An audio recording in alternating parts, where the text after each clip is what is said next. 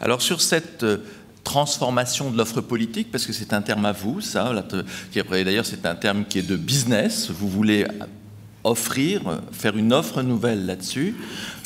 Qu'est-ce qu'il y a, je veux dire, en plus de la génération, nous on dit effectivement pourquoi pas eux, qu'apporterait-il de neuf? Qu'est-ce que vous allez apporter de neuf? D'abord, merci d'employer ce terme, parce que je ne fais pas de jeunisme. Je ne suis pas candidat parce que je suis jeune. D'abord, je ne suis pas jeune, je tiens à le préciser. Les cheveux blancs, j'ai 46 ans, j'ai 4 enfants, je suis marié depuis 18 ans. Enfin, à un moment donné, il faut quand même remettre les choses un peu d'équerre. Enfin, mademoiselle est très jeune, oui, moi non. Mon grand regret. Non mais très franchement, enfin, je ne sais pas, j'imagine mes enfants, les jeunes étudiants d'HEC, ils disent mais pour qui il se prend celui-là? Il se croit encore jeune? Non.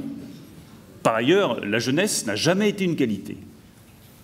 Je connais des gens qui ont 70 ou 80 ans, qui ont une jeunesse d'esprit exceptionnelle. Et je connais, notamment dans ma famille politique, des élus de 35 ou 40 ans qui sont vieux dans leur tête à un point que vous ne pourriez même pas imaginer. Je ne donnerai pas de nom, mais je vois très bien à qui je pense. Donc ce n'est pas une qualité. La qualité, c'est d'être neuf. C'est d'avoir un regard neuf. Un regard neuf d'abord sur la classe politique. Moi, je trouve la classe politique française, dans son recrutement, dans son fonctionnement, indigne des Français. Et donc, je veux qu'il y ait un changement profond du recrutement et du fonctionnement de la classe politique française. Le non-cumul dans le temps. Je ne vois pas pourquoi on pourrait faire plus de 3 mandats successifs de députés ou de sénateurs. Le nombre de députés ou de sénateurs que je vois se représenter pour la 5e, la 6e fois, qui disent à leurs suppléants, 1 an avant l'élection législative, cette fois-ci c'est ton tour, j'en ai ras-le-bol, j'arrête. Le pauvre suppléant, il y croit. Il y croit. Il se dit, ça y est, je vais être député. J'ai 40 ans, formidable, je peux enfin devenir député. Et puis évidemment, 6 mois avant l'élection législative, le même député qui en est à son 6e mandat lui dit, tu sais, j'ai bien réfléchi. Je ne peux pas laisser tomber mes électeurs, je vais me représenter. Donc je veux mettre une limite dans le temps au mandat. Vous avez 577 députés sur les bancs de l'Assemblée nationale. Comme en plus on a rajouté des ministres, il vaut mieux arriver tôt, sinon vous n'avez plus votre place.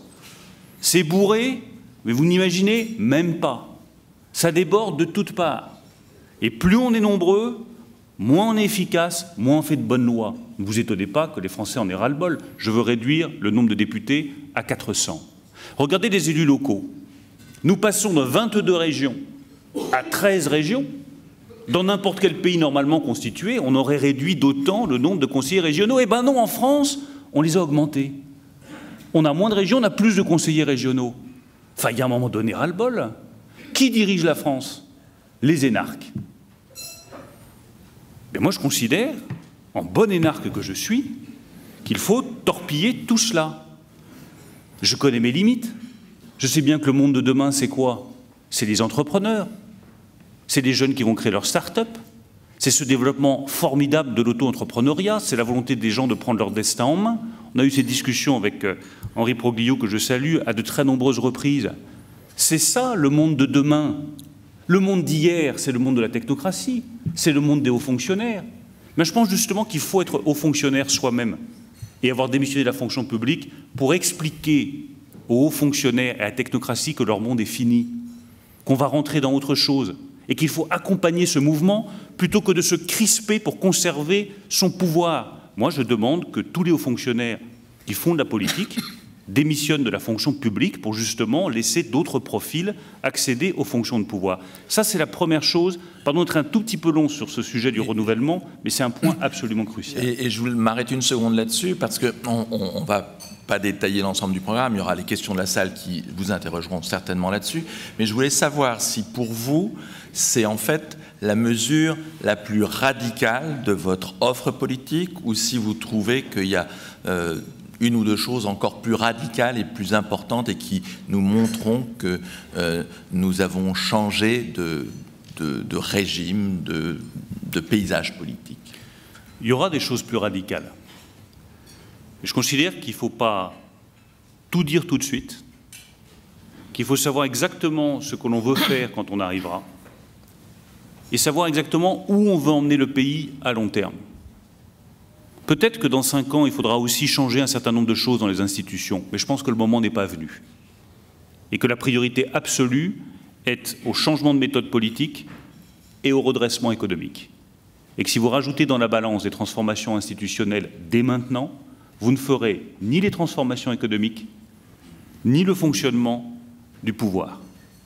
Je considère qu'il y aura en matière européenne des sauts à franchir absolument considérables. Ce n'est ni le moment de le faire, ni le moment de le dire.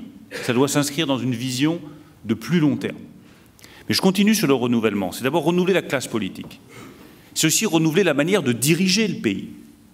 Je ne crois pas au sauveur, je ne crois pas à l'homme providentiel, et je ne crois pas à l'homme qui tire toutes les manettes et toutes les ficelles comme c'est le cas aujourd'hui. Aujourd'hui, le président de la République concentre absolument tous les pouvoirs de nomination, d'arbitrage, de décision fiscale, de décisions réglementaires, de décisions sur le ministère de l'Intérieur, sur la police, sur la gendarmerie. Il dirige tout. On a appelé ça le poison présidentiel, et pourtant vous voulez être candidat à la présidence de la République. Mais je pense qu'il faut redéfinir le rôle du président de la République. Et tout simplement que chacun fasse son job. Aujourd'hui, la dépense d'énergie qui est faite dans l'État, dans le gouvernement, pour aboutir à des décisions qui, de toute façon, seront contrecarrées par le président de la République, c'est absolument absurde. Prenez les nominations dans les établissements publics culturels, puisqu'il va y en avoir un certain nombre demain. On va changer le directeur de Versailles. Comment ça se passe? Les cabinets s'agitent, font des propositions. Tout le monde fait remonter au conseiller culture du président de la République, ou au conseiller de la nouvelle ministre de la Culture, ou au conseiller culture de Matignon, et on s'agite, et on a des réunions interministérielles, et on discute, et on bavarde. Tout ça fait l'objet d'échanges. Chacun présente son projet. Parce qu'il y en a qui croient naïvement qu'il faut arriver avec un projet, en disant voilà, je propose ça pour Versailles, on fera des économies ici, on trouvera de nouveaux mécénats là, on fera financer telle exposition par tel grand mécène. Et puis au bout de 2 mois de travail, de palabres, d'échanges, de discussions au niveau des cabinets, il y a une petite feuille qui remonte chez le président de la République. Et on lui dit, voilà, c'est Guillaume Dupont qu'on vous propose comme prochain président de l'établissement public de Versailles. Le président de la République regarde, ça fait 3 mois qu'on y travaille, qu'on a écrémé les candidatures, qu'on a examiné les projets des uns et des autres, et dit, ah, Guillaume Dupont, ça ne me plaît pas du tout. Moi, j'ai vu une fille, elle s'appelle Laureline Albert, elle est formidable. On va nommer Laureline Albert. C'est ça, aujourd'hui, le fonctionnement de la France.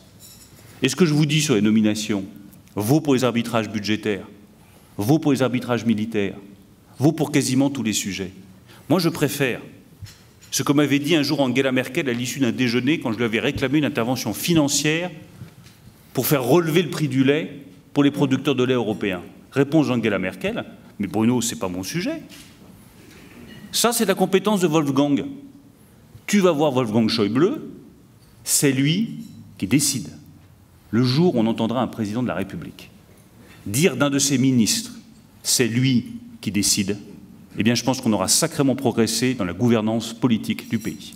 Alors il y a une chose qui est assez surprenante, c'est que vous êtes très bon en ce moment justement sur l'organisation du pays, les pouvoirs, et quand on vous pose des questions un peu plus précises, par exemple sur les finances, vous dites l'objectif, en tout cas, c'est pas de diminuer le déficit. Alors moi, je reste comme un rond de flanc quand je vous entends dire une phrase pareille.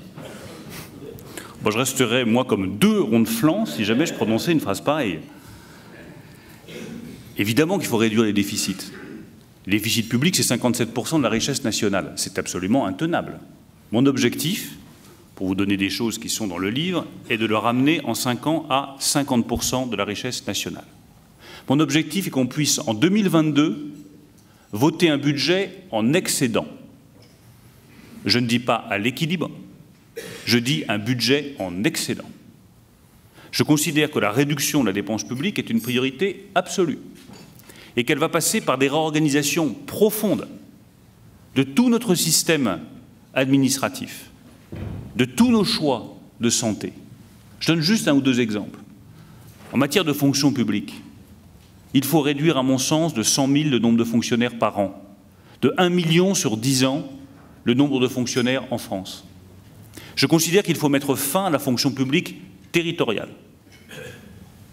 1,8 million de fonctionnaires aujourd'hui. Alors on me dit, mais c'est épouvantable quand on pouvait supprimer la fonction publique territoriale. Je veux redonner du sens à ce qu'est l'État, du sens à ce qu'est le métier de fonctionnaire. On vous donne l'emploi à vie pour que vous soyez indépendant. On ne vous donne pas l'emploi à vie comme un cadeau social. Or, depuis 30 ans, on a confondu cadeau social et intérêt général du pays.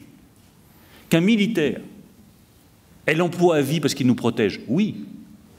Que le responsable des espaces verts de la ville de Nevers soit embauché sous statut de la fonction publique, non.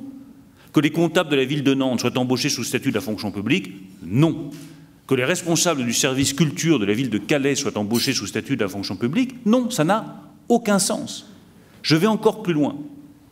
Est-ce que vous trouvez normal que tous les sous-officiers des armées françaises soient embauchés sous contrat de 5 ans, alors que le même responsable des espaces verts de la ville de Nevers va être embauché à vie? Où est le sens de tout ça?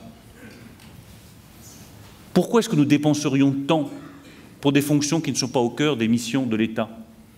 Donc première proposition, toucher au statut de la fonction publique, développer la contractualisation, supprimer la fonction publique territoriale et réduire de 1 million le nombre de fonctionnaires sur 10 ans. En matière de santé, nous savons bien que nous avons devant nous une explosion des dépenses de santé à venir.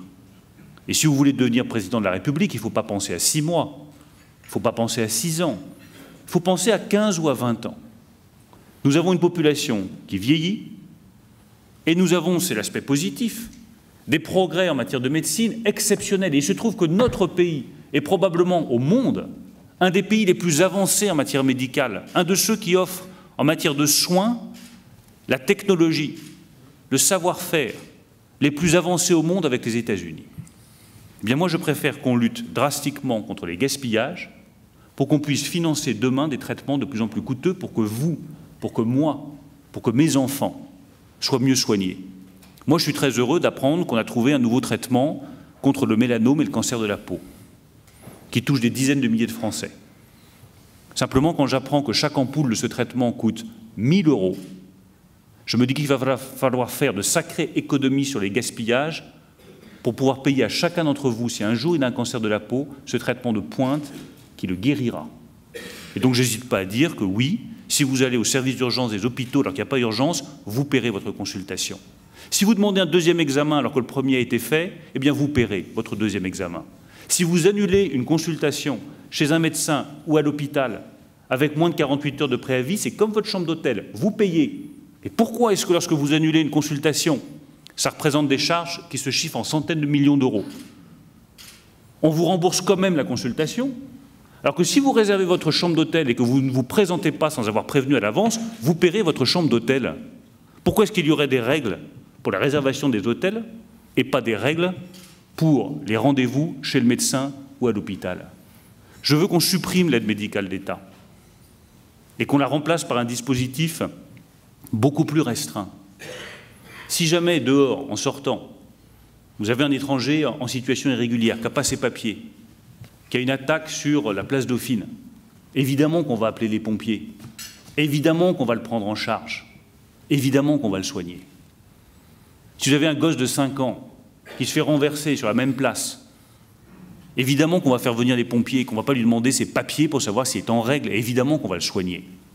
Mais en revanche, que notre sécurité sociale rembourse tous les soins dentaires, tous les soins optiques de tous les étrangers en situation irrégulière, alors que lorsque je suis allé dans un petit village des Pyrénées-Orientales, il y a quelques jours, j'ai vu plusieurs personnes âgées qui visiblement n'avaient pas eu de soins dentaires depuis des années et des années, parce que, comme elles me l'avaient dit, ça coûte trop cher, il y a quand même un problème. Un pays dans lequel le citoyen qui a cotisé toute sa vie ne peut pas se payer des soins dentaires corrects, mais on les paye pour quelqu'un qui est en situation irrégulière sur le territoire, il y a un problème. Donc oui, je veux réduire drastiquement la dépense publique, et je veux le faire, pas pour le plaisir d'équilibrer les comptes, mais pour qu'on puisse payer aux Français ce qui améliorera leur vie quotidienne.